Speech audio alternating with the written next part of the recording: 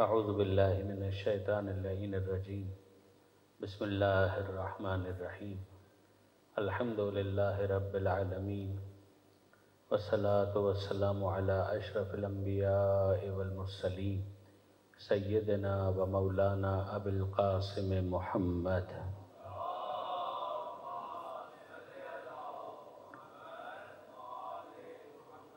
وأهل بيته الطيبين الطاهرين المعصومين المظلومين المنتجبين المنتخبين الميامين لا سيما على الإمام المنتظر والحجة الثاني عشر الذين أذهب الله عنهم الرجس وطهرهم تطهيرا.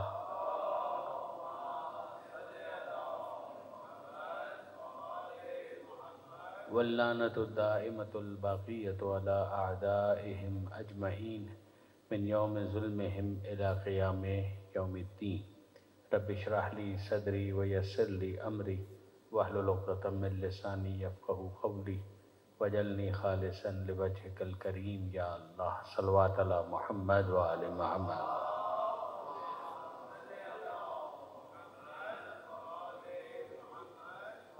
اما بعد فقد قال اللہ سبحانہ وتعالی فی القرآن الحکیم بسم اللہ الرحمن الرحیم لا تحسبن الذین قتلوا فی سبیل اللہ امواتا بل احیاء عند ربہم یرزقون.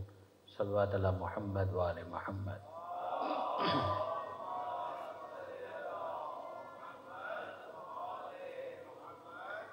برادران عزیز و خارن محترم، ہماری گفتگو اس ترتیب سے آگے بڑھ رہی تھی کہ کربلا کے بعد جو ایونٹس ہوئے اس میں عاشورہ کے اختتامی مراحل، شام غریبہ کی پروسیڈنگز، اور پھر اس کے بعد 11 محرم، اور پھر اس کے بعد جب کوفہ یہ قافلہ پہنچا ہے تو شہر کوفہ میں آمد کے بعد بازاروں سے گزرتا ہوا پھر یہ دربار تک پہنچا. ظاہر ہے کہ بازار میں بھی جناب زینب کا خطبہ ہے، سید سجاد کا خطبہ ہے، اس میں سے کچھ باتیں کل میں نے آپ کی خدمت میں گزارش کی. ونس کورٹ یارڈ جو ابن زیاد کا دربار ہے وہاں پر پہنچ گیا یہ قافلہ، تو پھر اس کے بعد گفتگو اور باتیں جو آگے بڑھی ہیں اور اس میں جو جسارتیں اور گستاخیاں ہیں ان پر جو جناب زید بن ارقم کا تبصرہ تھا اس کو بھی کل میں نے آپ کے ساتھ شیئر کیا تھا.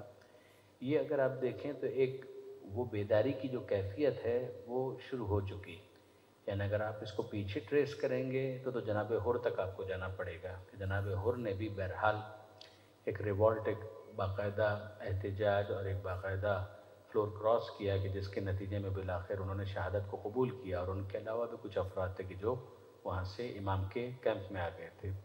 تو وہاں تک آپ کو جانا پڑے گا. لیکن اب اگر آپ کوفہ میں آ جائیں تو آہستہ آہستہ یہ محسوس ہو رہا ہے کہ گونگی زبانوں کو بولنے کا حوصلہ مل رہا ہے. یہ ایک ان انٹینشنلی، ایک لاشعوری طور پر ایک شعور ہے کہ جو ان کے اندر پیدا ہو رہا ہے. تو اس کی ایک مثال میں نے آپ کے سامنے کل گزارش کی تھی کہ زید بن ارقم انہوں نے احتجاج کیا اور یہ کہا کہ یہ چھڑی ہٹا لے، جن لبوں کے ساتھ تو گستاخی کر رہا ہے میں نے اپنی آنکھوں سے دیکھا ہے کہ پیغمبر اکرم جھک جھک کر ان لبوں کو چومتے تھے، ان کو پیار کرتے تھے. تو یہ جملہ کہنے کی ہمت کیسے پیدا ہو گئی؟ یعنی اب جو کربلا میں جو امام حسین علیہ السلام کی شہادت ہے اس نے اتنی حرارت پیدا کی ہے، اتنا انرجائز کیا ہے، اتنی توانائی فراہم کی ہے کہ وہ زبانیں کہ جو گونگی تھیں، یعنی دو بنیادی فیکٹرز ہوتے ہیں، ایک ہے قوت احساس اور دوسرے ہے جرت اظہار.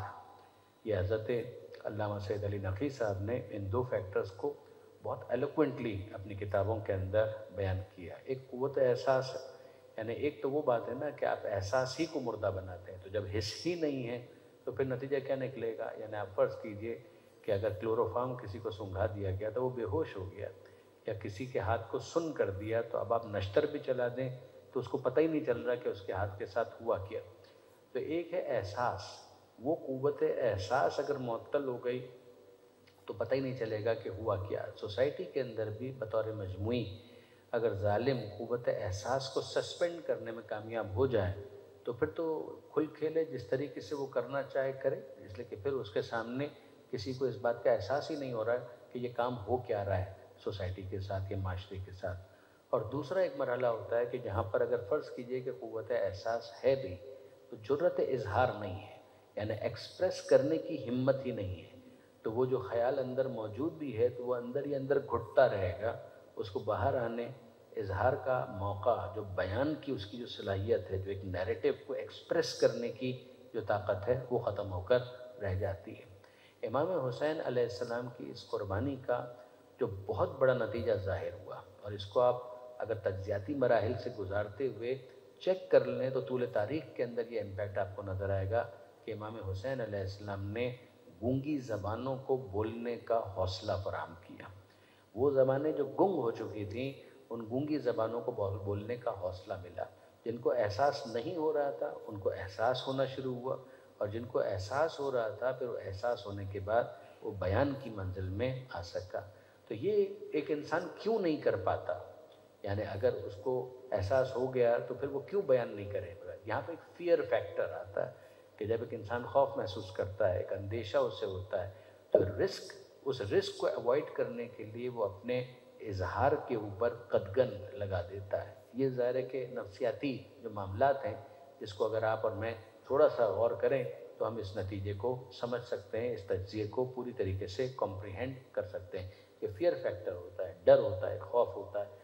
تو وہ خوف اگر ایک انسان کے اندر ہے، وہ نہیں پھر اظہار کر پائے گا، جو محسوس کر رہا ہے اس کو بھی وہ بیان نہیں کر پائے گا۔ زید بن ارقم یہ ایک مثال ہے جرأت اظہار کی کہ اس نے ایکسپریس کیا۔ لیکن ابھی بھی اگر آپ دیکھیں تو زید بن ارقم کی جو گفتگو ہے اس کے اندر اس بات پر احتجاج ہے کہ جو حسین ہے، حسین کی عظمت کیا ہے، مرتبہ کیا ہے، مقام کیا ہے، تم یہ جو چھڑی سے کر رہے ہو یہ غلط کر رہے ہو، تم کو یہ نہیں کرنا چاہیے، اس لیے کہ حسین بہت محترم۔ ابھی اگر آپ غور کریں تو زید بن ارقم کے جملوں میں خود عبید اللہ ابن زیاد کے خلاف کوئی الفاظ نہیں ہیں۔ یہ جملہ تو ہے کہ تو جو یہ کام کر رہا ہے حسین ابن علی کے ساتھ، تو حسین کا مرتبہ اور مقام یہ نہیں ہونا چاہیے، لیکن پن پوائنٹ کر کے عبید اللہ ابن زیاد کو برا بھلا کہنا یہ ابھی ہم کو نظر نہیں آ رہا۔ لیکن پھر اس کے بعد ہمارے سامنے ایک اور کریکٹر آتا ہے، اور وہ ہے عبداللہ ابن عفیف ازدی کا۔ یہ کریکٹر بہت انٹرسٹنگ ہے، عبداللہ ابن عفیف ازدی۔ ظاہر ہے کہ ان کا تعلق قبیلہ ازد سے، جس کی وجہ سے ان کو ازدی کہا گیا۔ یہ کریکٹر کب ہمارے سامنے آیا؟ یہ کوفہ ہی کے اندر، جب یہ مکالمہ سارا ہو گیا اور پھر اس کے بعد عبید اللہ ابن زیاد نے تمام اسیران کو قید خانے میں بھجوا دیا کہ چند دنوں تک، جب تک اس خط کا جواب نہیں آتا، اس لیے کہ ایک خط روانہ کیا گیا تھا شام، جس کے اندر تہنیت نامہ تھا، مبارکباد کا میسج تھا کہ جناب ہم نے آپ کے دشمنوں کے خلاف کامیابی حاصل کر لی، اور اکارڈنگلی جو آپ نے حکم دیا تھا اس کے مطابق ہم نے جو اسیر ہیں ان کو قید کر لیا۔ تو امام حسین کے قتل کی خبر اس کے اندر تھی، اسیروں کی خبر اس کے اندر موجود تھی، اور وہ مبارکباد نامہ، وہ تہنیت نامہ وہ دمشق چلا گیا۔ Now he is waiting for the reply کہ وہ جواب آئے گا۔ تو وہ ایک پروسیڈنگ جو اس کو اپنے ہائی افس کے ساتھ کرنی تھی وہ کر چکا۔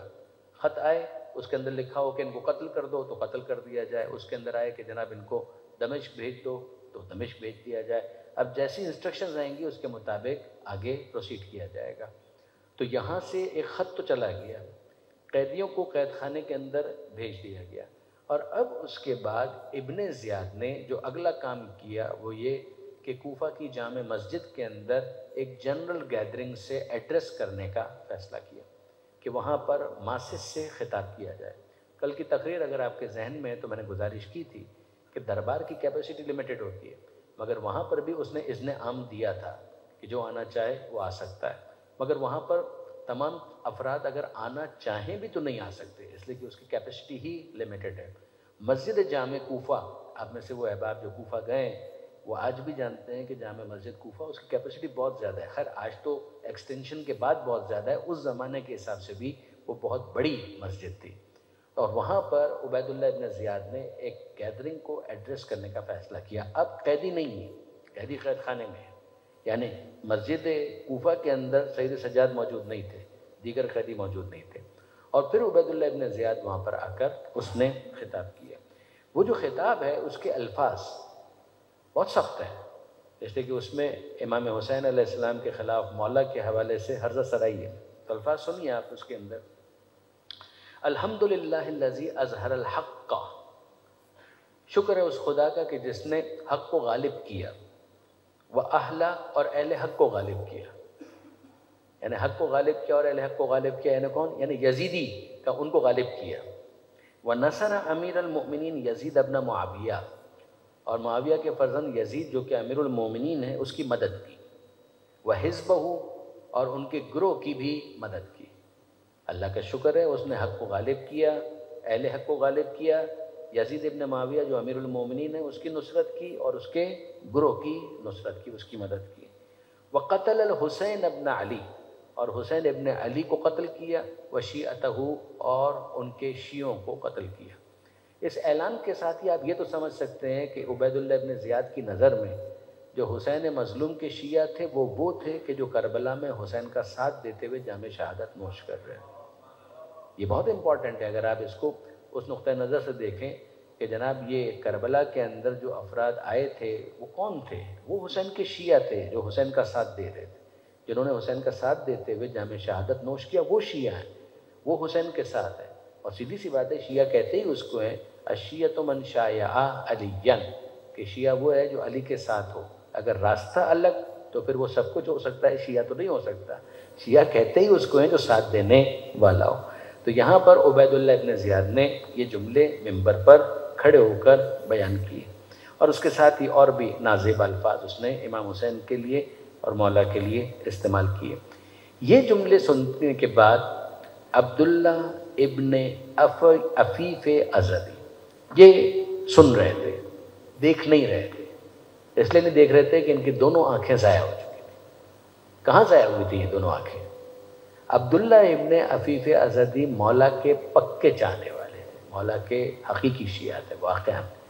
عبداللہ ابن عفیف ازدی انہوں نے جنگ جمل اور جنگ صفین میں مولا کا ساتھ دیا تھا، اور جنگ جمل میں ان کی بائیں آنکھ ضائع ہو گئی تھی، اور پھر اس کے بعد جنگ صفین میں وہ ایک آنکھ کے ساتھ بھی میدان میں مولا کا ساتھ دینے کے لیے آئے تھے، اور اس جنگ کے اندر ان کی ابرو کے اوپر پھر تلوار کا وار لگا تھا کہ جس کا اثر پھر آنکھوں تک آیا تھا، اور ان کی دائیں آنکھ بھی ضائع ہو گئی تھی۔ As a result he could not see, ان کی دونوں آنکھیں ضائع ہو چکی تھی، وہ دونوں آنکھوں سے دیکھ نہیں سکتے تھے، نابینا تھے۔ کوفہ کے رہنے والے تھے، تو اس کے بعد انہوں نے طریقہ کار اپنا یہ بنا لیا تھا کہ وہ شہر کوفہ میں اپنے روز و شب اس طرح سے انہوں نے منظم کیے تھے کہ روز وہ آ جاتے تھے صبح کو مسجد کوفہ کے اندر مسجد ہی میں زیادہ تر وہ اپنا وقت گزارتے تھے، یعنی سوائے ضروری حوائج کے وہ عام طور پر مسجد ہی کے اندر ہوتے تھے، اور انہوں نے اپنے آپ کو نماز کے لیے، دعا کے لیے، تلاوت کے لیے وقف کر دیا تھا کہ بھائی اب یہ کام ہے، اس کے علاوہ میں اور کوئی کام کر نہیں سکتا، تو میں اس طرح سے اپنی زندگی کے باقی ایام گزاروں گا۔ ان کی بڑی تمنا تھی کہ کاش کہ میں نے مولا کا ساتھ دیتے ہوئے جنگوں کے اندر شرکت بھی، کاش کہ مجھے جام شہادت نوش کرنے کا موقع ملتا، لیکن یہ کہ بھائی میں محروم رہا اور وہ شہادت تو مجھے حاصل نہیں ہو پائی۔ تو یہ حسرت ان کے دل کے اندر موجود تھی۔ انہوں نے کہا کہ بہرحال اب تو یہی ہو سکتا ہے کہ میں جو عبادت ہے، نماز ہے، روزہ ہے، اس میں اپنا وقت لگاؤں، قرآن مجید کی تلاوت، قرآن جتنا مجھے یاد ہے اتنا پڑھوں، جو دعا مجھے یاد ہے وہ میں پڑھوں، اور اس طریقے سے میں اپنی قربت پروردگار جو ہے اس میں اضافہ کروں۔ یہ ان کا روٹین روز کا بن چکا تھا۔ تو اب جب کہ عبید اللہ ابن زیاد آیا اور آ کر اس نے یہ خطبہ دیا، تو اس وقت بھی عبداللہ ابن عفیف ازدی اپنے روٹین کے مطابق مسجد کوفہ کے اندر، جامع مسجد کے اندر موجود تھے، وہ اپنی عبادت کر رہے تھے۔ اور جب اس نے یہ جملے سنے عبید اللہ ابن زیاد کے، تو ان کو پتہ چلا کہ اس کا مطلب یہ ہے کہ امام حسین تو شہید ہو گئے ہیں، امام حسین علیہ السلام وہ تو قتل کر دیے گئے، اور یہ شخص یہ باقاعدہ حق اور اہل حق کس کو کہہ رہا ہے؟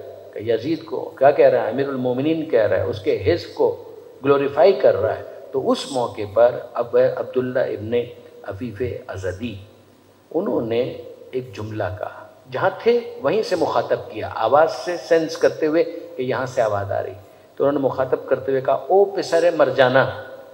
یہ یاد رکھیے گا، پسر مرجانہ عبید اللہ ابن زیاد کے لیے بہت اوفینسو جملہ ہے، اس لیے کہ مرجانہ کا بیٹا، یعنی اس کی ماں کے نام سے اس کو مخاطب کیا، اور اس کا جو نسب کا معاملہ تھا وہ آپ جانتے ہیں، یقیناً اہل مطالعہ میرے سامنے تشریف فرمائے، ورنہ گھر جا کے تھوڑا سا اس کو چیک کیجیے گا تو آپ کو پتہ چلے گا کہ عبید اللہ ابن زیاد کا معاملہ کوئی ڈھکا چھپا نہیں تھا، یعنی ساری دنیا جانتی تھی کہ اس کے نسب کا کیا معاملہ ہے۔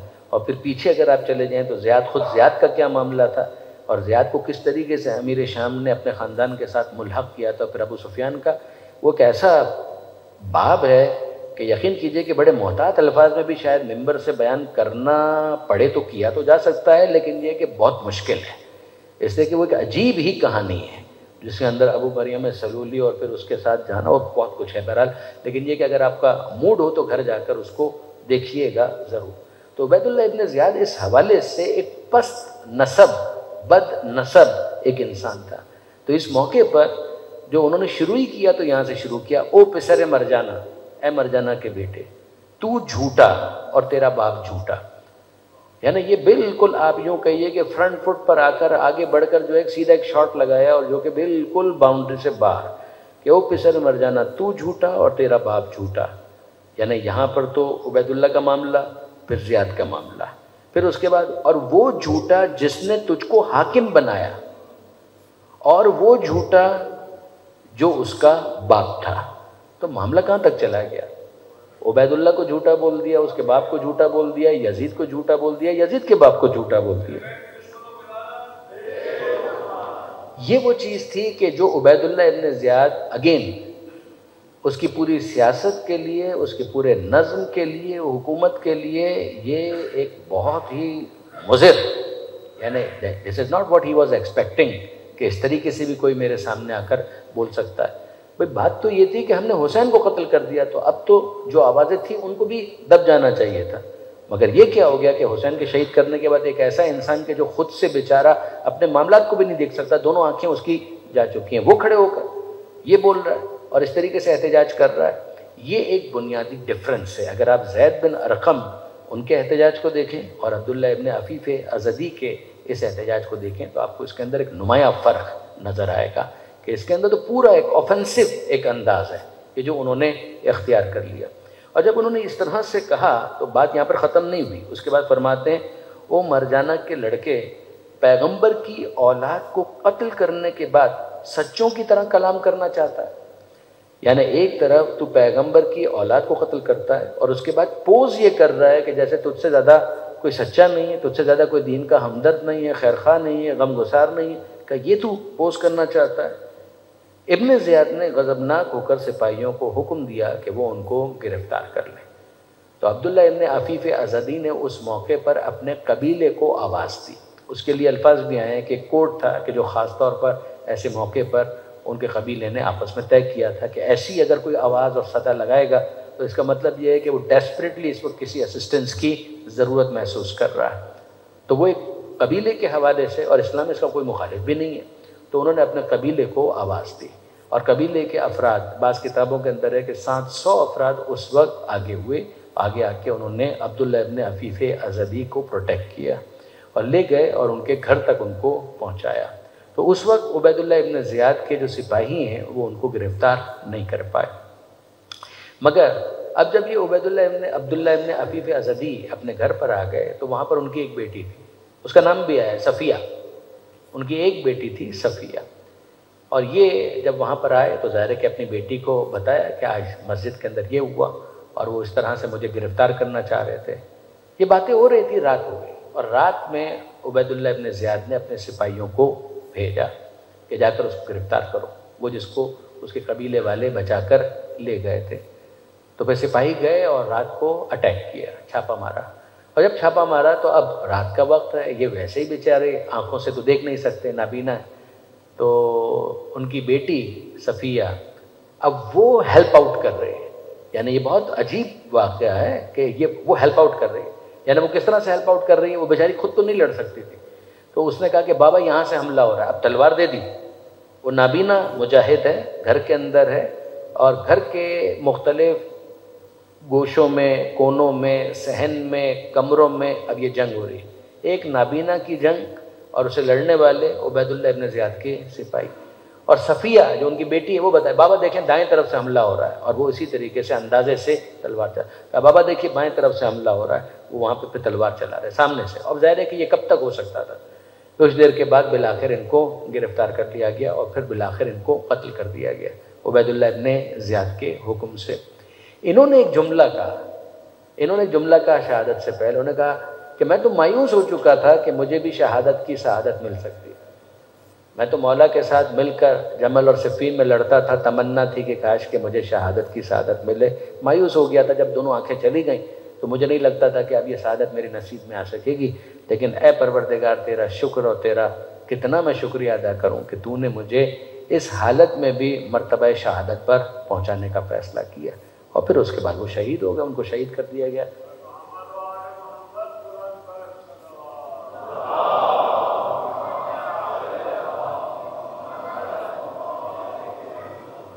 اب یہ بھی لیول آف کمٹمنٹ ہے کہ اگر آپ دیکھیں عبداللہ ابن عفیف اسدی، یہ پہلی باقاعدہ مزاحمت کربلا کے واقعے کے بعد مانی جاتی ہے۔ یعنی یوں اگر آپ دیکھیں تو بعد میں تو خود اموی جو حکومت ہے وہی ختم ہو گئی، over the period of time 132 ہجری کے اندر وہی ختم ہو گیا۔ یزید کی حکومت جو ہے وہ 64 ہجری کے اندر ختم ہو گئی، اور اس کے ساتھ ہی آل ابو سفیان جو بنو امیہ کی ایک اہم شاخ ہے، اس کی حکومت اس کے ساتھ ہی ختم ہو گئی، اس لیے کہ اس کے بیٹے نے تو پھر دستبرداری کا اعلان کر دیا تھا۔ لیکن یہ ہے کہ یہ کربلا کا جو واقعہ ہے اس کی ایک امپیکٹ ویلیو ہے۔ یعنی میں اکثر بات کہا کرتا ہوں کہ امپیکٹ اگر اس طریقے سے نہ بھی ہو تو حق ہے، لیکن یہ ہے کہ کربلا کا جو امپیکٹ ہے وہ تو ہم کو بہت بھرپور طریقے سے نظر آتا ہے۔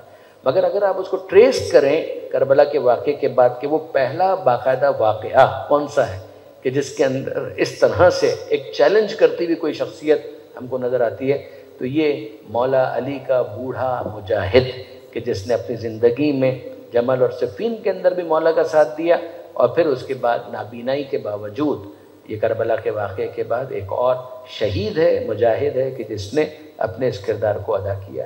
بدقسمتی یہ ہے کہ عبداللہ ابن عفیف کا جو تذکرہ ہے وہ نہ ہونے کے برابر۔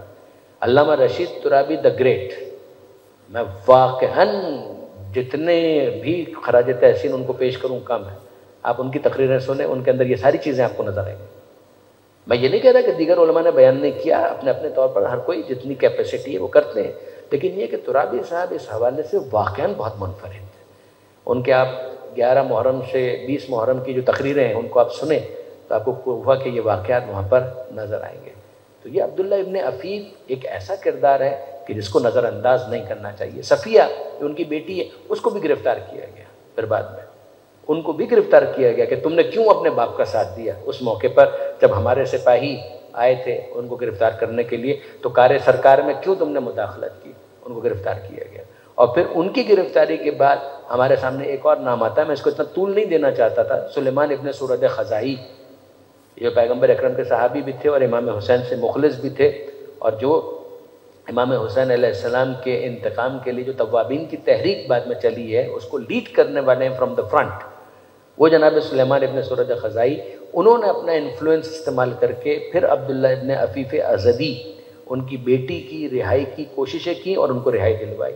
یہ بھی تو ایک کام ہے نا، یعنی یہ اگر آپ کہیں کہ مثال کے طور پر کوئی حق کا ساتھ دیتے ہوئے گرفتار ہو گیا، تو اب گرفتار ہو گیا تو پھر دوسرے افراد جو ہیں ان کا یہ کام ہے کہ وہ کسی طریقے سے بائی دس وے اور دیٹ وے اپنا انفلوئنس استعمال کرتے ہوئے اس بیچارے کو رہا کروانے کی کوشش تو کریں۔ اب سلیمان ابن سورد خزائی انہوں نے رہا کروانے کے لیے اپنا پورا انفلوئنس بھی استعمال کیا، بعد میں ایک قول کے مطابق تو ان کے اپنے بیٹے کے ساتھ ان کی شادی بھی ہوئی، یعنی خود یہ صفیہ بی بی جو ہیں ان کی شادی سلیمان ابن سورد خزائی کے بیٹے کے ساتھ ہوئی۔ بہرحال اس کو اور زیادہ طولانی کرنا مصلحت نہیں ہے، لیکن یہ ایک واقعہ اس وقت ہوا جب یہ قیدی اسرا اسیران کربلا کہ جو اب قید خانے میں تھے، تو اس قید کے دوران وہاں پر ایک پتھر آ کر گرا کہ جس کے اندر ایک چٹ لگی ہوئی تھی، ایک پرچی سی لگی ہوئی تھی، اس میں ایک پیغام تھا۔ یعنی اب وہی والی بات ہے کہ یہ ہیں اسیر، یہ ہیں قید خانے کے اندر، باہر جو افراد موجود ہیں ان میں جو کوئی کہ یہ کچھ کام ہم کر سکتے ہیں، ایک انفارمیشن ہے وہ پاس آن کر سکتے ہیں، اگر یہ کر سکتے ہیں تو کر رہے ہیں۔ تو اس کے اندر ایک انفارمیشن تھی، اور وہ انفارمیشن یہ تھی کہ آپ لوگوں کے بارے میں ایک خط گیا ہوا ہے کہ جو اس تاریخ کو گیا ہے اور اس تاریخ کو ایکسپیکٹڈ ہے کہ اس خط کا جواب آ جائے گا۔ اگر آپ نا وقت بے وقت اگر کوئی تکبیر کی آواز سنیں تو آپ اس کو ہماری طرف سے ایک انفارمیشن سمجھیے گا کہ آپ لوگوں کے قتل کرنے کا نامہ آ چکا ہے۔ یعنی اگر بے وقت، ایک تو ہے نا کہ جیسے ظہر کا وقت ہے، مغرب کا وقت ہے، فجر کا وقت ہے اور تکبیر کی اور اذان کی آواز آئی تو وہ روٹین کی آواز ہے، لیکن اگر بے وقت کوئی آواز تکبیر کی آپ کو سنائی دے تو یہ سگنل ہوگا اس بات کا کہ یزید کی طرف سے پیغام یہ آیا ہے کہ آپ لوگوں کو قتل کر دیا جائے، اور اگر تکبیر کی آواز نہ آئے تو پھر آپ یہ سمجھیے گا کہ قتل کا حکم نہیں آیا، کوئی اور حکم آیا ہے۔ تو پھر اس کے بعد کچھ دن گزرے اور پھر اس کے بعد ایک اور پتھر اسی طرح سے چٹ کے ساتھ لکھا ہوا آیا تھا کہ جو وصیت آپ کرنا چاہیں وہ کر لیں، اس لیے کہ فلاں تاریخ کو حتماً یہ نامہ بر آنے والا ہے جو پیغام لے کر آئے گا۔ تو پچھلا پیغام تو اپنے جگہ پر تھا، یہ ایک ایڈیشنل پیغام تھا، مگر پھر وہ تاریخ آئی اور تاریخ آنے کے بعد کوئی تکبیر کی آواز نہیں آئی۔ تو یہ میسج تھا ان قیدیوں کے لیے کہ بالآخر قتل کا حکم تو نہیں آیا ہے، اور پھر وہ حکم یہی تھا کہ ان قیدیوں کو دمشق روانہ کر دیا جائے، اور دمشق روانہ کر دیا گیا۔ مگر اس سے پہلے بھی عبید اللہ بن زیاد نے ایک کام یہ کیا کہ امام حسین علیہ السلام کا سر پورے شہر کوفہ کے اندر گردش کروایا، کہ پورے شہر کے اندر گردش کروایا امام حسین علیہ السلام کے سر کو، یعنی پھرایا، اور پھر اس کے بعد روانہ کیا، اور اس کے اندر بھی کہ سروں کو پہلے بھیجا اور پھر اس کے پیچھے پیچھے چوتھے امام کے ساتھ قافلے کو روانہ کیا گیا۔ تو اب اس کے بعد ہمارے سامنے یہ جو راستے کے جو مختلف مراحل ہیں، کل انشاءاللہ کچھ سلائیڈز ہیں کہ جو میں آپ کے ساتھ شیئر کروں گا، تو ممکن ہے کہ میرے نوجوان دوستوں کو وہ روٹ سمجھنے میں نسبتاً کچھ آسانی ہو سکے اور کمپریہنڈ کرنے میں کچھ آسانی ہو سکے، لیکن یہ کہ بہرحال وہ روٹ انہوں نے لیا اور تیزی کے ساتھ گزارتے ہوئے۔ اچھا، تشہیر کا مقصد کیا ہے؟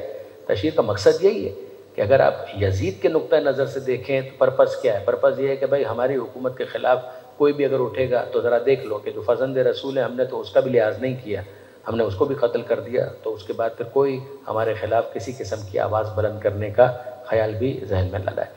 اور بنیادی طور پر جو ایک میسج تھا وہ یہی تھا، ایک خارجی تھا، اس خارجی نے خروج کیا تھا اور ہم نے اس کو قتل کر دیا۔ اب یہاں سے اگر آپ کوفہ اور شام کے جو معاملات ہیں ان دونوں کے درمیان اس ڈفرنس کو پوری طاقت سے محسوس کرنے کی کوشش کیجیے گا۔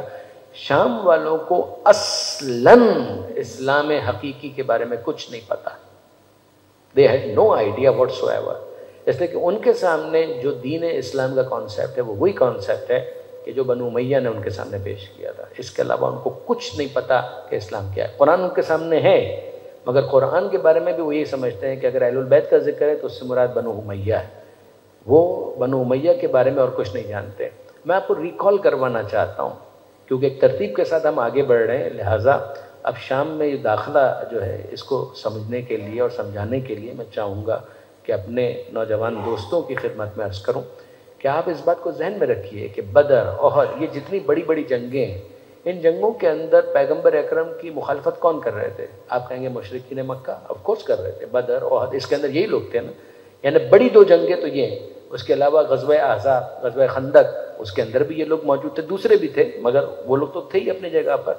یہ جو مشرکین مکہ وغیرہ تھے، اس کے اندر جو سرداران قریش ہیں یا مکہ کے جو بڑے بڑے سردار ہیں، اس کے اندر جو نام آپ سنتے ہیں ان ناموں کے اندر کون سے نام ہیں؟ ابو جہل ایک نام آپ کو سنائی دیتا ہے، اور ابو سفیان۔ یہ ابو سفیان کا یزید کے ساتھ کیا تعلق ہے؟ یہ یزید کے ساتھ بہت گہرا تعلق ہے، اس لیے کہ ابو سفیان ہی وہ ہے کہ جس کے بیٹے کا نام معاویہ ہے، معاویہ ہی کے بیٹے کا نام یزید ہے، تو یزید ابن معاویہ ابن ابو سفیان۔ تو یہ تو پیغمبر اکرم سے لڑتے رہے، تو یہ مسلمانوں کے کیمپ میں کب آئے؟ یہ فتح مکہ کے موقع پر، جب مکہ فتح ہوا ہے اس موقع پر یہ مسلمانوں کے کیمپ میں آئے۔ اور جب مکہ فتح ہوا ہے تو مکہ کون سے سن میں فتح ہوا ہے؟ 8 ہجری۔ پیغمبر اکرم کی وفات کب ہوئی ہے؟ 11 ہجری۔ یعنی یہ ٹائم لائن اگر آپ فالو کریں گے تو آپ کو یہ ساری چیزیں سمجھنے میں آسانی ہوگی۔ 8 ہجری میں مکہ فتح ہوا ہے، اور 8 ہجری کے بھی بالکل اختتام پر، اس لیے کہ شوال کا مہینہ تھا کہ جب مکہ فتح ہوا، تو شوال کے بعد ذیقعد اور ذی الحج 2 مہینے کے بعد تو 8 ہجری ختم ہو گیا، تو 2 مہینے آپ اس کے لگا لیجئے، اور پھر اس کے بعد 9 ہجری اور 10 ہجری، 11 ہجری کے آغاز میں تو پیغمبر اکرم کی وفات ہو جاتی ہے۔ 28 صفر آپ لیجئے یا برادران کے قول کے مطابق 12 ربیع الاول لے لیجئے، دس وے اور دیٹ وے کوئی زیادہ ڈفرنس نہیں ہے۔ تو 2 مہینے ادھر کے، 2 مہینے ادھر کے، اور درمیان میں 2 سال، تو 2 سال اور 4 مہینے، یہ کل پیریڈ ہے کہ جو ابو سفیان اور ابو سفیان کی اولاد وغیرہ ان کا گزرتا ہے پیغمبر اکرم کے ساتھ۔ اور یہ وہ پیریڈ ہے کہ جس کے اندر مدینے میں ان کی کوئی عزت نہیں ہے، اس لیے کہ زندگی بھر یہ پیغمبر اکرم سے لڑتے رہے، تو مسلمانوں کے درمیان ان کا کوئی سٹیٹس نہیں ہے، مسلمانوں کے درمیان ان کی کوئی عزت نہیں ہے۔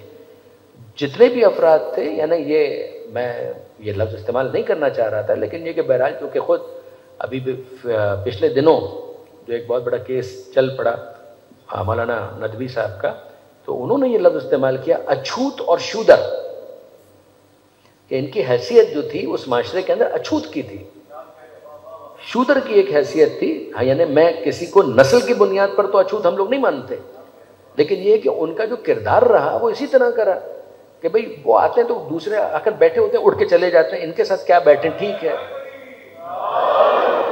تو ان کا معاملہ تو یہ والا تھا، کوئی ان کے ساتھ بیٹھنے کے لیے تیار نہیں تھا، ان کی شکل دیکھنے کے روادار نہیں تھے. اور یہ بڑا ایک نیچرل رسپانس تھا. زندگی بھر انہوں نے اسلام کو اذیت دی ہے، نقصان پہنچایا. اور پیغمبر اکرم نے بھی جو فتح مکہ کے موقع پر ان کے لیے جو لفظ استعمال کیا وہ کیا ہے؟ اذهبوا انتم الطلقاء، جاؤ تم سب کو آزاد کرتا ہوں. یہ طلقاء کا لفظ جو ہے نا وہ پیغمبر اکرم نے استعمال کیا کہ تم کو آزاد کرتا ہوں. آزاد کرنے کا مطلب کیا ہوا کہ ہونا تو یہ چاہیے تھا کہ تم کو غلام بنایا جاتا، لیکن یہ کہ بہرحال اس موقع پر میں تم کو آزاد کرتا ہوں. یہ پیغمبر اکرم نے جو لفظ استعمال کیا ہے، اس لفظ کو جناب زینب سلام اللہ علیہا نے اپنے خطبے کے اندر انکارپوریٹ کی ہے. یہ بظاہر شاید کل انشاءاللہ ہم جناب زینب کے خطبے تک پہنچیں گے بظاہر انشاءاللہ، تو اس خطبے کے اندر شہزادی نے اس لفظ کو انکارپوریٹ کیا ہے جو پیغمبر اکرم نے استعمال کیا تھا، طلقاء، آزاد کرنا. امن الانصاف یا ابن الطلقاء، کیا اس کو انصاف کہتے ہیں؟ اے طلقاء کی اولاد. یہ جناب زینب نے لفظ استعمال کیا تھا. تو طلقاء کہا پیغمبر اکرم نے. ان کو کوئی کسی طرح کی عزت دینے کے لیے تیار نہیں تھا اور ڈیزرو بھی نہیں کرتے تھے. یعنی اب تو ان کو اپنے آپ کو مسلمان ثابت کرنے کے لیے ایک محنت کرنا تھی کہ واقعی یہ ثابت کریں کہ یہ کتنے مخلص ہیں. اب اس کے بعد ہوتا یہ ہے کہ اس معاشرے کے اندر 11 ہجری میں پیغمبر اکرم کی وفات کے بعد آپ جانتے ہیں کہ معاملات بالکل 180 ڈگری کے اوپر چلے جاتے ہیں. اب اس کا نتیجہ کیا ہے؟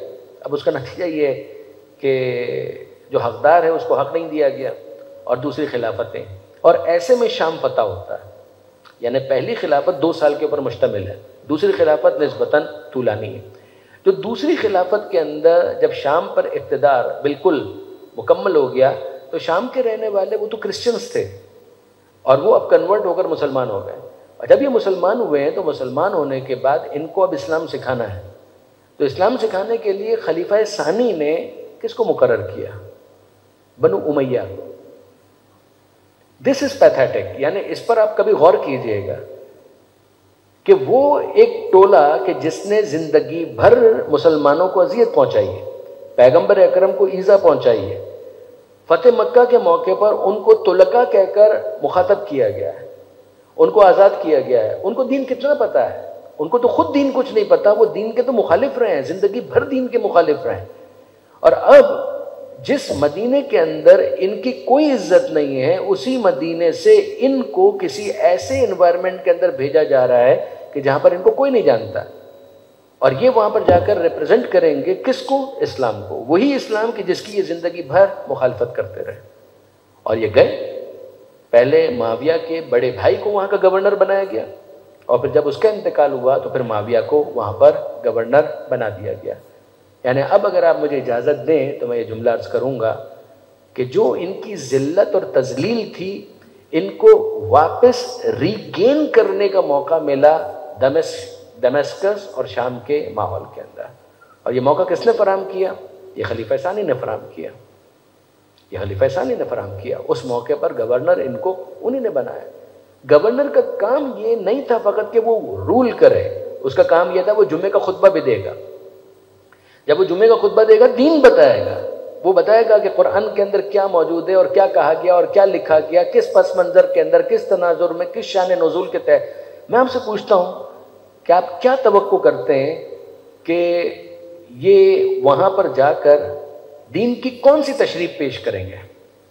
یہ مت بھولیے گا کہ قرآن مجید کے اندر جنگ بدر بھی موجود ہے، غزوہ احد بھی موجود ہے. جنگ بدر قرآن مجید کے کئی سوروں کے اندر پروردگار عالم نے جنگ بدر کو ڈسکس کیا. کئی سوروں، سورہ محمد جنگ بدر ذکر آپ کو مل جائے گا، سورہ انفال جنگ بدر کا تذکرہ آپ کو مل جائے گا، سورہ آل عمران اس کے اینڈ میں آپ کو جنگ احد کا تذکرہ مل جائے گا. یعنی اب آپ ذرا سا اس کو تصور کریں اور لے کر آئیں کہ شام والے ہیں، نئے کنورٹڈ مسلمان ہیں، اور ہاں ہم قرآن پڑھنا چاہ رہے ہیں، ہم کو بتائیے قرآن کے اندر کیا کہ یہ کس بارے میں، کہ یہ جنگ بدر کے بارے میں۔ اچھا تو پیغمبر سے یہ جنگ ہو رہی تھی؟ کہا کہ ہاں۔ تو پیغمبر اکرم سے جو جنگ ہو رہی تھی تو پیغمبر کا ساتھ کون دے رہا تھا اور لڑ کون رہا تھا پیغمبر سے؟ ڈو یو ایکسپیکٹ کہ یہ لوگ بولیں گے کہ وہ تو ہم ہی تھے کہ جو لڑ رہے تھے پیغمبر اکرم سے؟ یہ آپ توقع کرتے ہیں؟ اور پھر اس کے بعد سورہ آل عمران کا اینڈ ہے جس کے اندر احد کا تذکرہ موجود ہے، اس کے اندر دونوں طرح کے کردار موجود، مخالفین بھی اور وہ بھی کہ جو اس کیمپ میں تھے اور بھاگ رہے تھے، کہ تم بھاگ رہے تھے اور پیغمبر تمہیں آواز دے رہے تھے، تم سن نہیں رہے تھے۔ اب آپ مجھے بتائیے انصافاً کہ وہ شام والے اگر پوچھیں کہ یہ جو پیغمبر اکرم کے ساتھ تھے اور بھاگ رہے تھے وہ کون تھے، تو آپ توقع کرتے ہیں کہ یہ بنو امیہ کا جو گورنر ہے وہ ان کو بتائے گا کہ وہ جو خلیفہ وہاں پر موجود ہیں وہ یہ تھے؟ اور آپ یہ توقع کرتے ہیں کہ ان سے یہ پوچھا جائے اچھا ٹھیک ہے وہ تو تھے اور بھاگ رہے تھے، اور یہ جو لڑ رہے تھے وہ کون تھے؟ تو وہ کہے کہ وہ ہم سب تھے جو آپ لوگوں کے سامنے آپ کو اس وقت دین سکھانے کے لیے بیٹھے ہیں، ہم ہی وہ تھے کہ جو پیغمبر سے لڑ رہے تھے۔ جو لڑنے والے ہیں وہ گورنر بنے ہوئے ہیں، جو بھاگنے والے ہیں وہ مسند خلاف۔ آپ توقع کرتے ہیں کہ یہ اس طریقے سے بیان کریں گے تو ٹویسٹ تو آنا ہے۔ اب اس کے اندر وہ ٹویسٹنگ شروع ہو گئی کہ نہیں اس کو ڈسکس ہی نہ کرو، یہ وہ باتیں ہیں کہ جن کے اوپر بات نہیں ہونی چاہیے، اور اگر ڈسکس کرنا ہے تو پھر اس کے بعد ضروری ہے کہ جو ان تمام معرکوں کا ہیرو ہے اس کو کہیں ڈاکو بتایا جائے، اس کے بارے میں پروپیگنڈا کیا جائے۔ آپ کیوں اس بات کو ریئلائز نہیں کر رہے؟ یہ سب و شتم کیوں ہو رہا ہے؟ ایک تو وہی کہ دل کا بغض ہے، عداوت ہے، دشمنی ہے، نفرت ہے، اس کا اظہار ہے۔ مگر ساتھ ہی ساتھ اگر آپ دیکھیں تو ان کو کہیں نہ کہیں ان تمام کارنامے انجام دینے والوں کے اس کردار کو پیسیفائی کرنا ہے اور اپنے آپ کو کسی نہ کسی طریقے سے گلوریفائی کرنا ہے۔ اب اس کا نتیجہ کیا ہے؟ کہ اس کا نتیجہ یہ کہ پیغمبر اکرم کے اہل بیت کا وہ تو ہم لوگ ہیں، اور پھر یہ والی باتیں اس کے اندر یا جھوٹ بولا جائے، پروپیگنڈا کیا جائے، فیبریکیٹ کیا جائے، کچھ تراشا جائے، کچھ خراشا جائے، یہ ساری چیزیں اس موقع پر ہو رہی تھی۔ اب اس کا نتیجہ کیا نکلا کہ ایک جوہلا کی پوری جماعت ہے جو شام کے اندر پرورش ہو رہی ہے ان کی، ان کو گرو کیا جا رہا ہے، وہ وہاں پر تیار ہو رہے ہیں، اور یہ افراد اپنے اس جہل مرکب کے ساتھ کہ گویا وہ دین کی کوئی خدمت کر رہے ہیں، وہ بنو امیہ کے سپاہی بن گئے۔ دیکھیں جھوٹ بولنے کے لیے تو پھر کوئی لمٹ نہیں ہے نا، پھر تو آپ جتنا جھوٹ بولنا ہے بولتے چلے جائیے، اس کی کیا لمٹ ہے؟ اگر کوئی واقعہ واقعیت کے مطابق، حق اور حقیقت کے مطابق بیان کرنا ہے تو انسان ٹریس کرے، انویسٹیگیٹو جرنلزم کرے، وہ ساری چیزیں، لیکن اگر جھوٹ ہی بولنا ہے تو پھر تو ٹیبل نیوز ہے نا، پھر تو اس کو وہیں پر گھڑ لینا ہے۔ تو گھڑنے کے لیے تو پھر کوئی محنت نہیں درکار ہے، پھر تو جس کو جو سمجھ میں آ رہا تھا وہ بول رہا تھا، اور وہی چیزیں پھر نسلاً بعد نسلاً آگے بڑھ رہی تھی۔ یہ وہ موقع تھا کہ جس میں ان لوگوں نے یہ سمجھا کہ اب تو ہمیں یہ ضرورت بھی نہیں ہے کہ ہم کوئی ڈھکا چھپا انداز اختیار کریں۔ یعنی اب تک پروپیگنڈا ہو رہا تھا مولا کے خلاف، اہل بیت کے خلاف، پنجتن کے خلاف، ان کے خلاف ہو رہا تھا، لیکن اب اگلا مرحلہ شروع ہوتا ہے کہ جس کے اندر یزید واز آف دا ویو کہ اب تو وہ مرحلہ آ گیا کہ جہاں پر اب ہم کو اسلام کو کھلم کھلا ڈس اون کرنا ہے۔ اب تو ہم کو کھلم کھلا یعنی احیاء فکر جاہلیت کا وہ مرحلہ آ گیا کہ اب تو جاہلیت کے احیاء، جاہلیت یعنی اسلام سے پہلے کا جو پیریڈ تھا، جس کو 8 ہجری میں فتح مکہ کے موقع پر انہوں نے کسی نہ کسی طریقے سے نقاب اسلام اپنے چہرے پر ڈالی تھی۔ یہ مولا کی تعبیر ہے نہج البلاغہ کے اندر کہ ما اسلموا ولکن استسلموا، انہوں نے اسلام قبول نہیں کیا تھا، استسلام کیا تھا۔ استسلام کیا تھا یعنی اسلام کی نقاب اپنے چہرے پر ڈالی تھی۔ لبس الاسلام و لبس الفرو مقلوبہ، کہ اسلام کو الٹی پوستین بنا دیا گیا۔ یعنی اس پر بعض دانشوروں کے بڑے عمدہ تبصرے ہیں کہ الٹی پوستین کا مطلب کیا ہوتا ہے کہ اگر آپ لباس سیدھا پہنے تو خوشنما لگے گا، اسی لباس کو آپ الٹا پہن لیں تو اس سے زیادہ بدنما، بدصورت، اگلی کوئی اٹائر ہو نہیں سکتا، کہ اس کے اندر کوئی حسن باقی نہیں، کوئی چام باقی نہیں ہے، کہ اسلام کو الٹی پوستین کی طرح، الٹے لباس کی طرح سے پہن لیا گیا۔ اس موقع پر جب امام حسین علیہ السلام کا یہ لوٹا ہوا قافلہ جا رہا تھا، جبکہ وہ یہ سمجھ رہے تھے کہ ہم تو پوری طریقے سے وکٹوریس ہو چکے، معاملہ بالکل ہمارے کنٹرول میں آ گیا، اور اس میں یہ پورا معاملہ ریورس کر دینا یہ کارنامہ ہے جناب زینب اور سید سجاد کا، یہ ان اسیروں کا کارنامہ ہے۔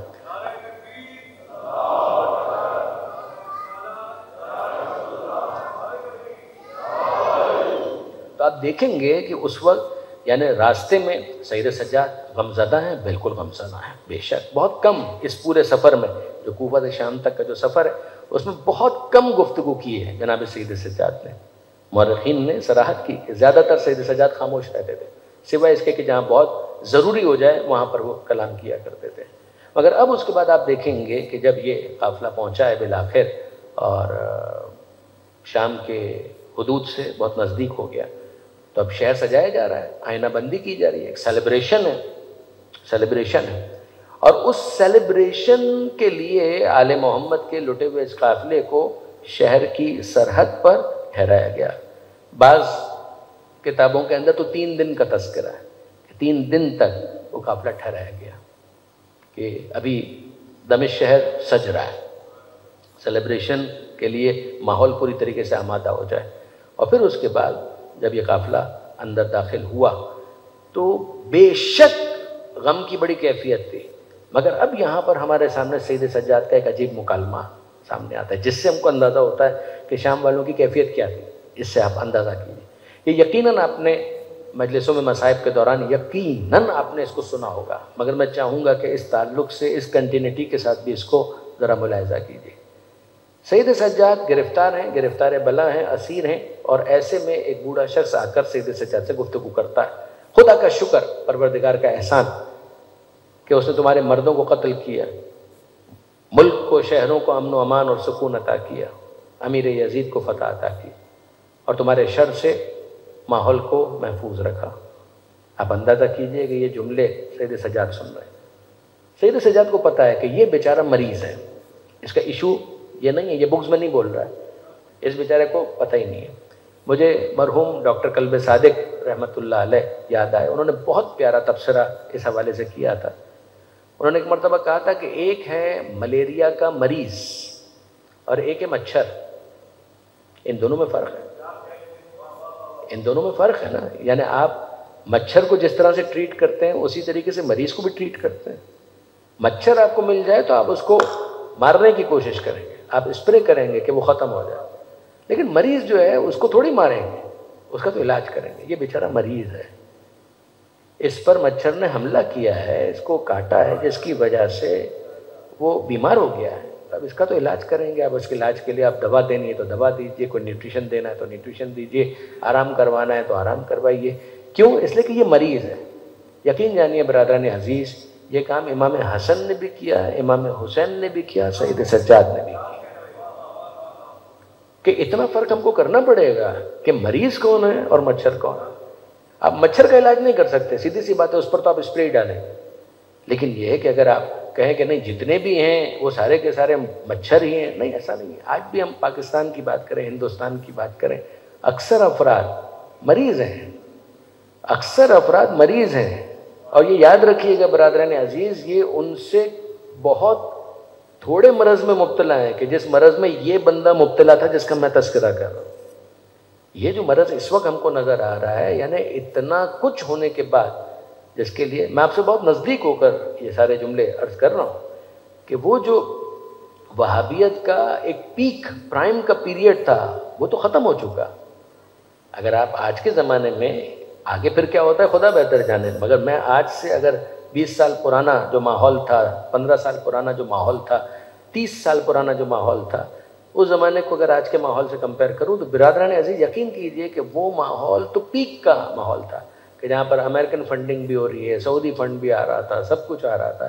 بقول بعض ہمارے بزرگان کے کہ جو ان کا ملا تھا اس نے سائیکل سے اتر کر سیدھا پجاروں میں بیٹھنے کا اس کو موقع ملا، اتنے پیسے اور اتنی فنڈنگ، تو وہ جو ان کا ایک پیک اور پرائم کا جو پیریڈ تھا وہ تو ختم ہو چکا۔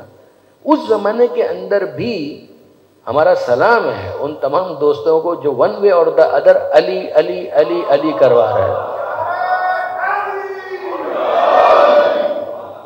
وہ اس زمانے کے اندر بھی۔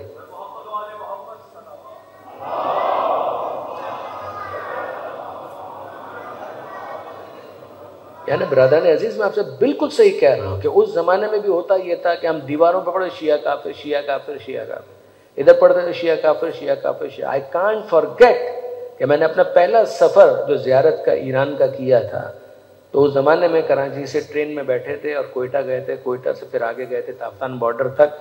تو مجھے کوئی دیوار یاد نہیں ہے کہ جس کے اوپر میں نے شیعہ کافر لکھا ہوا نہ دیکھا ہو. صرف اتنی چوکنگ کرنے کے لیے بھی کچھ فنڈ درکار ہوتا ہے یا نہیں ہوتا؟ اتنی صرف چوکنگ کرنے کے مین پاور چاہیے، اس کے لیے بھی آپ کو فنڈ چاہیے، اس کو بھی کچھ پیسہ آپ دے رہے ہیں تب وہ کام کر رہا ہے. اور پھر اتنے پروپیگنڈا کے بعد ایک محرم کے 10 دن اور پھر ان 10 دنوں کے اندر یا علی یا علی یا علی، اور پھر اس کے اندر ہم اپنے برادران اہل سنت کو بھی خراج عقیدت پیش کریں گے جو مناقب پڑھا کرتے تھے، جو جس طرح سے اس طریقے سے ان کی بھی محفلوں کے اندر یا علی ہو رہا تھا.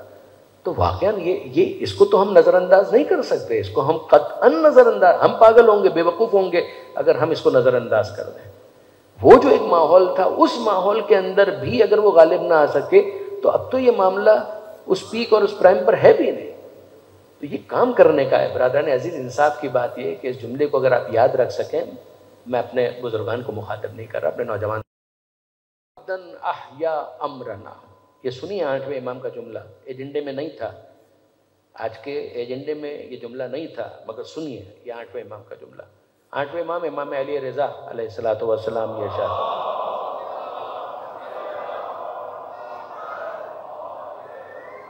کہ رحم اللہ عبدا احیا امرنا، اللہ کی رحمتیں شامل حال ہوں اس بندے پر کہ جو ہمارے امر کا احیا کرتا ہے.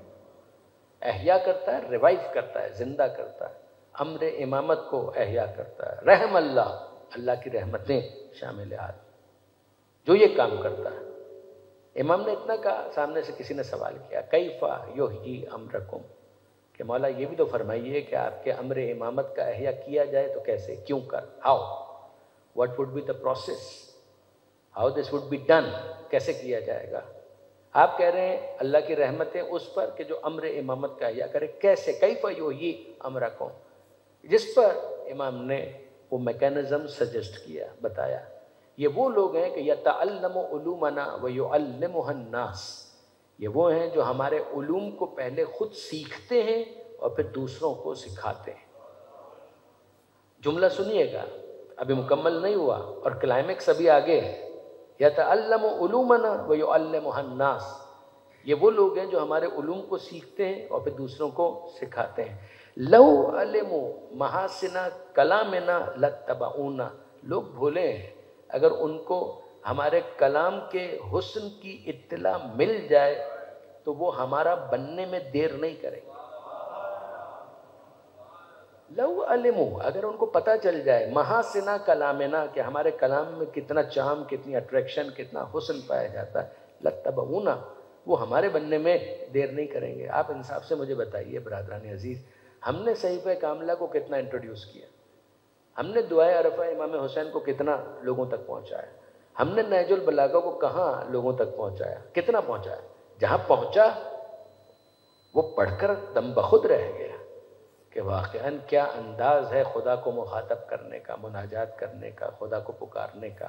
اس لیے کہ پکارنے کا ڈھنگ وہی بتا سکتا ہے جو وہاں کے آداب سے واقف ہو، جو اسے معلوم ہو، جو وہاں سے آیا وہ بتائے گا. یہ جملہ اب آپ سنیے، یہ میں یہاں پر چاہوں گا کہ چوتھے امام سے اس کی گفتگو ہو رہی، وہ کہ خدا کا شکر کہ تمہارے مردوں سے شہروں کو خالی کیا، جان چھوٹی، یعنی عوامی زبان کے اندر کہا جائے کہ خدا کا شکر ہے کہ تم لوگوں کو قتل کیا، جان چھوٹی، پروردگار عالم کا احسان ہے.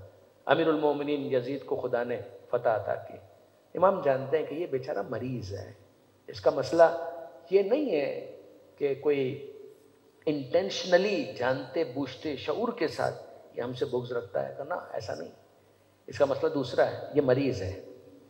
اب آپ کو یہاں پر گریہ بھی نہیں ملے گا، اس گفتگو کے اندر آپ کو گریہ بھی نہیں، گریہ بعد میں آئے گا، اس دوران گفتگو چل رہی ہے. امام کہہ رہے ہیں یا شیخ افقرات القرآن، یہ تو ڈائمنشن ہی الگ ہے بالکل، یہ تو گفتگو کا انداز ہی بالکل بدل گیا. یا شیخ افقرات القرآن، اے شیخ، اے بزرگ، اے پیر مرد، کیا تو نے قرآن کی تلاوت کی ہے؟ He was not expecting کہ یہ قیدی جو ہے وہ قرآن کی بات بھی کر سکتا ہے. وہ توقع ہی نہیں کر رہا تھا کہ قرآن کی بات. جو یہ سمجھ رہے ہیں کہ ترک و دہلم کے کوئی قیدی لائے گئے ہیں کہ جن کو گرفتار کیا گیا ہے، یعنی بالکل وحشی ٹائپ کے کچھ افراد ہیں کہ جن کا دین سے کوئی تعلق اور ربط ہی نہیں ہے، ان کو لایا گیا ہے، وہ قرآن کی بات کرے گا. وہ کہہ رہے یا شیخ افقرات القرآن، اے شیخ کیا تو نے قرآن کی تلاوت کی ہے؟ اس کی آنکھیں پھٹی کی پھٹی رہ گئے. قرآن بالکل قرآن کی تلاوت کی ہے. بعض نے تو کہا، اس نے کہا میں قرآن کا حافظ ہوں، قرآن مجھے حفظ ہے. اور اب چوتھے امام کہتے ہیں اے شیخ کیا تو نے یہ آیت پڑھی ہے؟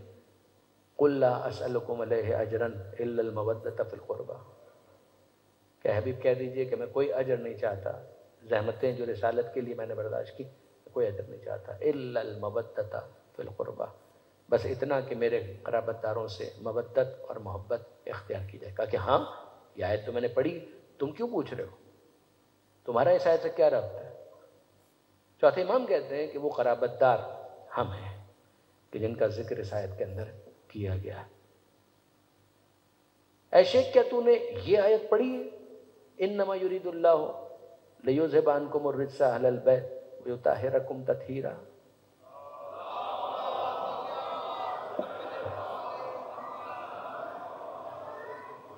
اس نے کہا کہ ہاں میں نے یہ آیت بھی پڑھی ہے، مگر یہ آیت تو اہل البیت کے بارے میں، تم کیوں پوچھ رہے ہو؟ کہ اس لیے کہ یہ جن اہل البیت کا تذکرہ ہے وہ اہل البیت ہم ہیں کہ جن کا ذکر اس آیت کے اندر کیا گیا. کیا تم ہو؟ کہا کہ ہاں ہم ہیں. اے شیخ کیا تو نے یہ آیت پڑھی ہے؟ 3 آیتوں کا ذکر خاص طور پر آیا. وَاعْلَمُوا أَنَّمَا غَنِمْتُم مِّن شَيْءٍ فَأَنَّ لِلَّهِ خُمُسَهُ وَلِلرَّسُولِ وَلِذِي الْقُرْبَىٰ، جو تمہارے پاس بچ جائے اس میں سے 5واں حصہ نکالو بطور خمس، اللہ کے لیے، رسول کے لیے اور ذی القربیٰ کے لیے. کیا یہ آیت تو نے پڑھی؟ کہا کہ ہاں. تم کیوں پوچھ رہے ہو؟ کہا یہ جن ذی القربیٰ کا تذکرہ اس کے اندر آیا ہے وہ ذی القربیٰ بھی ہم ہیں. اہل بیت تم ہو، ذی القربیٰ تم ہو، جن کی مودت محبت ہم پر فرض کی گئی ہے وہ تم ہو. کہا کہ ہم ہیں. کہا خدا کی قسم کھا کر کہو تم ہو. واللہ نحن ہم، اللہ کی قسم ہم ہی وہ ہیں. وہ شخص توقع نہیں کر رہا تھا کہ یہ قرآن کی بات کرے گا، وہ توقع نہیں کر رہا تھا وہ خدا رسول کی بات کرے گا. یہاں تو الٹا ہو گیا، یہ تو آیتیں پڑھ پڑھ کر سنا رہا ہے. اس نے کوئی دلیل بھی نہیں مانگی، وہ تو اس کلیم کے آگے ہی سرنڈر کر گیا. اس نے کہا تم ہو. اے پروردگار میں تیری بارگاہ میں توبہ کرتا ہوں کہ میرے دل میں آل محمد کے لیے بغض و عداوت. اے پروردگار میں توبہ کرتا ہوں. آپ مجھے بتائیے برادران عزیز کہ یہ کیا ہو رہا ہے؟ یہ شخص کون ہے؟ یہ بیچارہ مریض ہے اور یہ پوچھتا ہے فرزند رسول اب مجھے اتنا بتا دیجئے کیا میری توبہ قبول ہو سکتی؟ کیا میری توبہ کا کوئی امکان ہے؟ یہ ہے حسین کا وارث. حسین کا وارث فطرس کو بالوں پر دلوائے تھے حسین ابن علی کی ولادت نے. شہادت سے پہلے حر کی توبہ کا انتظام کیا تھا، اور یہ سید سجاد ہے جو اس بوڑھے شامی کی توبہ کا انتظام کرتے. کہا کہ ابھی بھی اگر تم توبہ کر لو تو تم ہمارے ہو، ہم تو سینے سے لگانے کے لیے تیار ہیں. آل محمد کا دل بہت بڑا ہے، سید سجاد کا دل بہت بڑا ہے. یہ گفتگو عجیب ہے برادران عزیز. اور میں آپ کو اب زیادہ زحمت نہ دوں، وقت ہی کے اندر اپنی بات کو مکمل کرنا چاہوں گا کہ اب جب یہ قافلہ آگے بڑھا ہے تو بعض روایتوں کے اندر آیا ہے کہ چوتھے امام نے یہ فرمایا کہ جب دربار ہمیں لے جایا جا رہا تھا تو ہمیں ویسے ہی ہم رسیوں سے بندھے ہوئے تھے، مگر اور رسیاں لا کر ہمیں یوں باندھا گیا جیسے مویشیوں کو باندھا جاتا ہے. جیسے مویشیوں کو باندھا جاتا ہے ویسے ہمیں باندھا گیا، اور پھر اس کو گھسیٹ کر ہمیں لے جا رہے تھے. اس موقع پر ظاہر ہے کہ بیویاں ہیں، ان کے چہروں پر احساس تھا، خطرات کا وہ احساس کر رہی تھی. سب کو جو دلاسا دے رہی تھی وہ میری پھوپھی زینب تھی، وہ سب کو دلاسا دے رہی ہے. تو جناب زینب آتی ہیں، رباب پریشان مت ہونا، علی کی بیٹی ساتھ چل رہی، لیلا گھبرانے کی کوئی بات نہیں، زینب ساتھ چل رہی، اے ام کلثوم بڑی بہن ساتھ چل رہی، پریشان مت ہونا. ہر ایک کو سہارا دے رہی تھی، ہمت دلا رہی تھی. کون؟ جناب زینب. اور پھر 7 دروازے تھے کہ جن سے گزار کر ہمیں دربار کے اندر لے جایا گیا.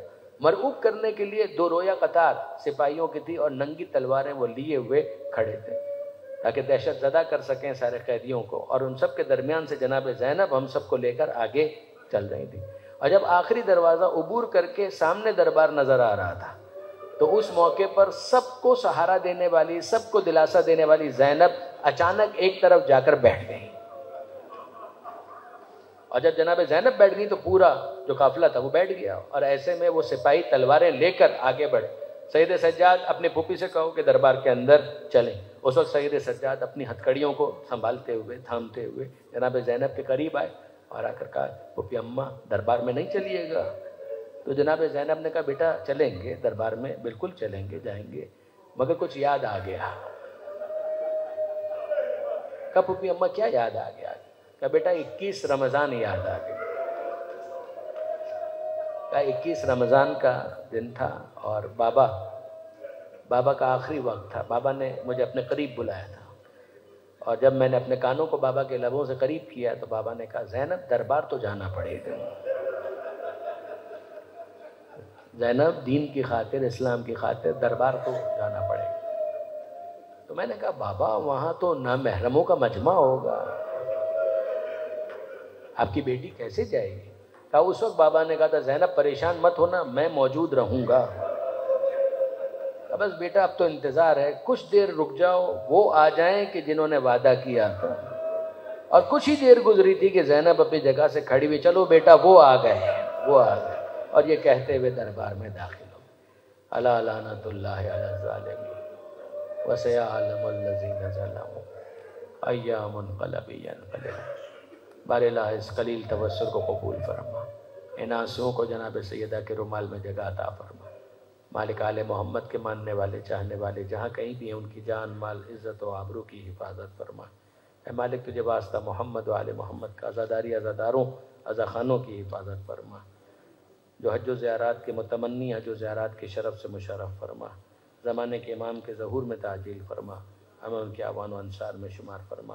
مرحوم جسٹس ریٹائرڈ علی اسلم جعفری، مرحوم عباس حیدر ابن ریاض الدین حیدر، رحم اللہ من قرأ الفاتحہ۔ بسم اللہ الرحمن الرحیم، الحمدللہ رب العالمین، الرحمن الرحیم، مالک یوم الدین، ایاک نعبد و ایاک نستعین، اہدنا الصراط المستقیم، صراط الذین انعمت علیہم غیر المغضوب علیہم ولا الضالین۔ بسم اللہ الرحمن الرحیم، قل هو اللہ احد اللہ الصمد لم یلد ولم یولد ولم یکن له کفوا احد۔ بسم اللہ الرحمن الرحیم، قل هو اللہ احد اللہ الصمد لم یلد ولم یولد ولم یکن له کفوا احد۔ بسم اللہ الرحمن الرحیم، قل هو اللہ احد اللہ الصمد لم یلد ولم یولد ولم یکن له کفوا احد۔ اللہم اغفر للمؤمنین والمؤمنات والمسلمین والمسلمات الاحیاء منهم والاموات، تابع بیننا وبینهم بالخیرات، انک مجیب الدعوات، انک علی کل شیء قدیر، برحمتک یا ارحم الراحمین۔ ماتم حسین۔